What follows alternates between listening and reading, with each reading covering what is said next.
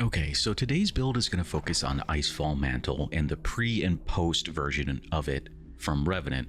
Pre-Revenant, it provided an escalating bonus to stasis weapon damage, a stasis surge. Upon activating the Icefall Mantle perk, you would get a ×4 stasis weapon surge bonus. You would be locked out of regenerating any class ability, and it would be able to slow any enemies that were near you when you would activate that perk. It had a custom tuned overshield, which has now been removed, and we'll talk about that in a little bit, but just know that you weren't able to even sprint or jump with that perk active previously. Now, those surges have been removed, and they've been removed instead for stacks of frost armor. Activating that class ability of Icefall Mantle gives you those maximum stacks of frost armor instead of a maximum stack of stasis weapon surges. You can sprint and you can jump with this now, which makes you actually able to engage in dynamic combat, which is a huge benefit. It also works on prismatic. If you have the thruster class ability equipped, you can also still use Icefall Mantle. Now the custom overshield is gone, and instead we're relying on frost armor, and we're also able to instantly freeze enemies around us in a nearby radius when we activate that class ability. So I think all of these positive changes have made this a very strong exotic. Let's begin breaking it down, and to begin, we'll start by looking at the subclass. We are going to be on a pure stasis subclass because I want to make the best out of stasis for this build. So first we'll begin looking at our two aspects on our stasis behemoth build. We're going to be running Tectonic Harvest and Diamond Lance. Tectonic Harvest is going to allow us to be able to collect stasis shards when we shatter frozen enemies or destroy stasis crystals. Picking up stasis shards is going to provide us with melee energy, but it will also now provide us frost armor, so it will also heal us because we're wearing Icefall Mantle. Then with our second fragment, we have Diamond Lance. We defeat any targets with abilities or stasis weapons. It will create a lance that can be thrown or slammed into the ground to freeze nearby enemies upon impact. Enough fooling around. Stasis fragments.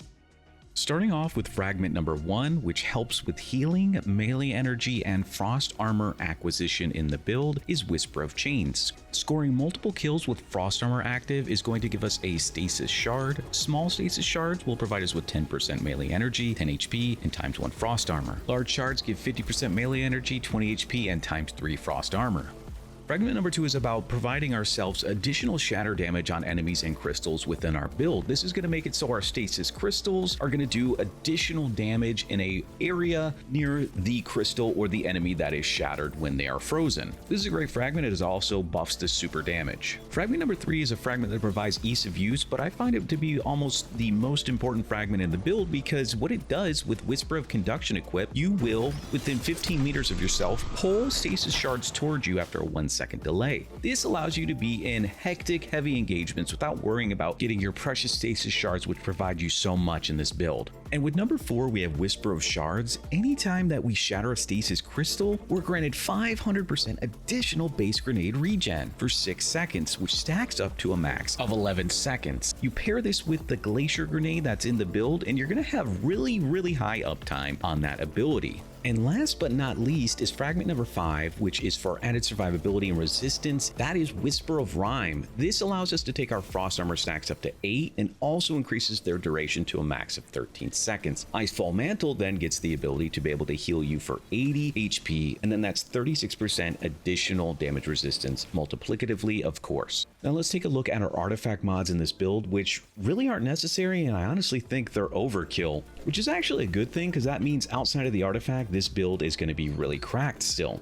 Rapid impacts. Dealing damage with a grenade launcher temporarily increases the reload speed of grenade launchers. So because I'm using Alethanim in this build, in the footage, you've seen it here, that's why we've taken that one. We also have concussive reload. Using a grenade launcher to damage a boss, champion, or break a combatant's shield will weaken them for 15%. Getting access to weaken on stasis is really nice, especially when we're using a primary exotic to be able to do that. And in all honesty, the only important mod aside from being able to weaken with Alethanim in this build is Served Cold. Being able to pick up a stasis shard and also be refunded 10% class ability is really OP for this build right now. But don't fret, because when that goes away, this build is still really strong. Here's 3 weapons that I think are important for this build. All right. Let's see what we've got.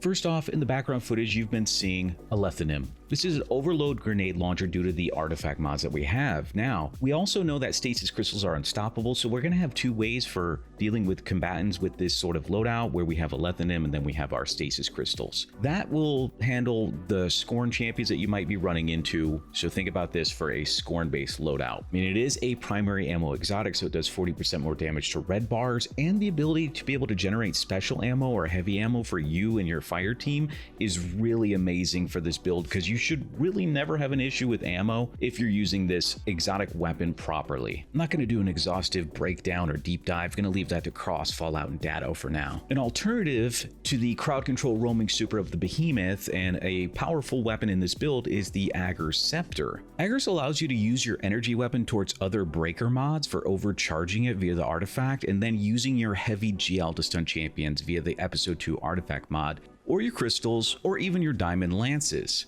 Think about dumping all of your heavy GL with bait and switch, and then switching to Aggers to then burst the final boss of Vesper. You have that as a damage rotation option, so you can still play Behemoth in the neutral game where it's really strong.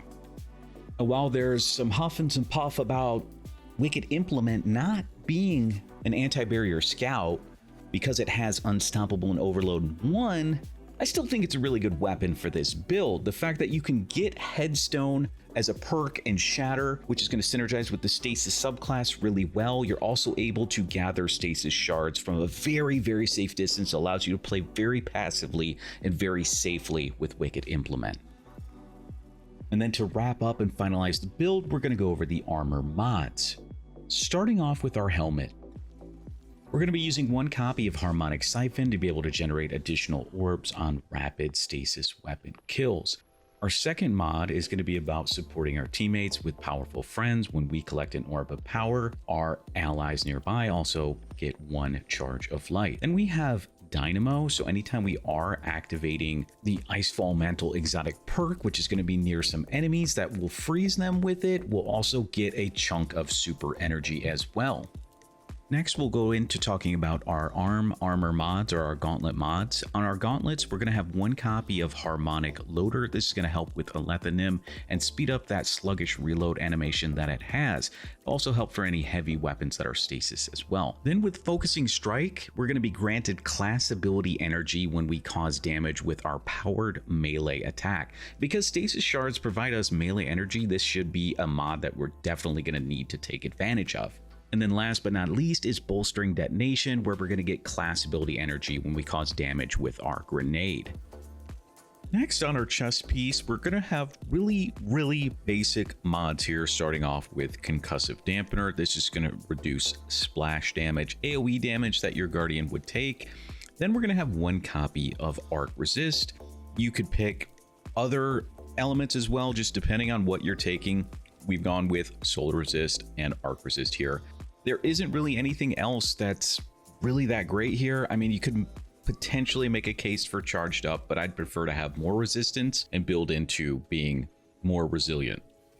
Then we're going to move on to talking about our leg armor mod choices here. We're going to be running one copy of Stasis Weapon Surge for an additional 10% weapon damage bonus to all of our Stasis weapons. Matching a Lethanim to your heavy weapon choice is really preferred here in these situations. Then we're going to go with Harmonic Scavenger, just so we don't run out of ammo. Then one copy of Recuperation, so we can get 70 HP anytime we're picking up an orb. And we should be making plenty of orbs, as well as our teammates in this meta that we're currently in. A lot of orb generation with attrition orbs. Now, as for the last piece of armor that we're going to be looking at, on our mark, we're going to make sure that we have elemental time dilation to make sure that we're extending the amount of our surge weapon damage bonus. We're going to use Reaper to help keep our surges going, because after we use our class ability, which is Icefall Mantle, which we're going to be using to heal ourselves up, it will generate an additional orb of power on our next weapon kill. Then the last mod is going to be Distribution for a 4% melee, grenade, and class ability energy upon the use of that Icefall Mantle perk as well. Combine that with Dynamo, and in total, that's 4.5% total super energy gain on class ability use. Thank you guys so much. Don't forget to like, subscribe, and hit the bell so you can get notifications. Let me know your thoughts on the build down below. Have you tried this build out yet this season, and what are your thoughts on it? Thank you guys. Peace.